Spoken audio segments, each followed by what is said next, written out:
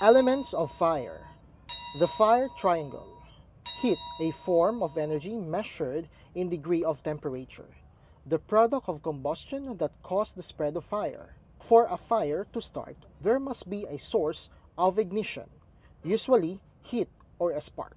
Oxygen, colorless and odorless gas, and one of the composition of air that supports fire, which is approximately 21% by volume. A source of oxygen is needed. Approximately 16% is required. Normal air contains 21% oxygen. Some fuels contain enough oxygen within their makeup to support burning. Fuel, any substance or combustibles which reacts chemically with oxygen and produces flames. For a fire to start, there must be something to burn. The physical state of the fuel may be gases, liquids, or solid. Hashtag be proactive.